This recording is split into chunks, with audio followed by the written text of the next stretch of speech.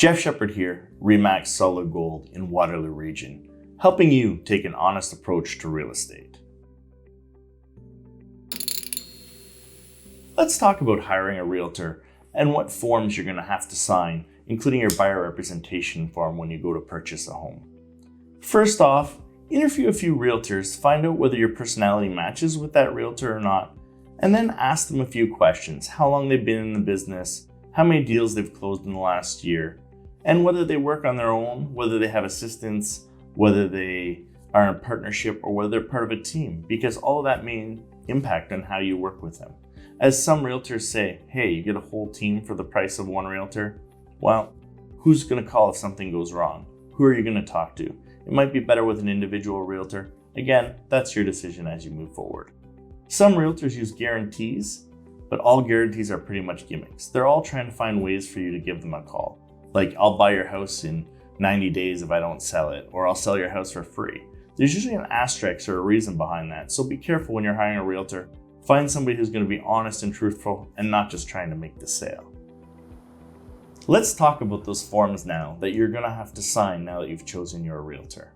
There's a few forms before you place an offer that you're going to have to fill out, including working with a realtor, which is a simple form dictating the difference between a client and a customer. Most times you'll be a client, but a customer does happen. For example, if you go into an open house and you want to purchase it from the listing agent, they only consider you a customer. Or if you go in and buy from a new build, you're going to be a customer versus a client.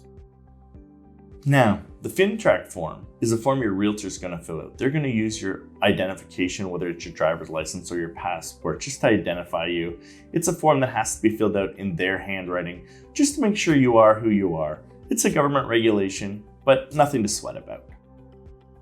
Let's talk about the buyer representation agreement.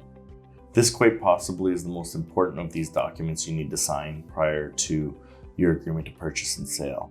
Going through this document, it dictates the time you're going to work with the realtor, the location you're going to work with a realtor, and the commission that's going to be paid to the realtor. You're supposed to sign this document as soon as you've agreed to work with the realtor, but let's be realistic.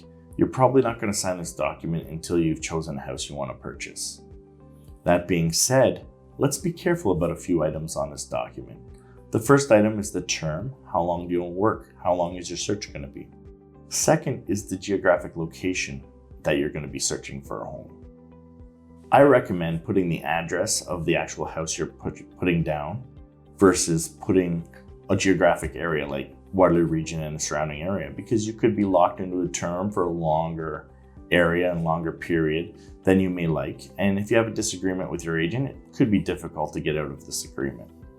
The third item is the commission. If your realtor writes down a commission amount on here saying 3% or something like that, and the listing itself only shows 2%, quite possibly you could be on the hook for 1% commission.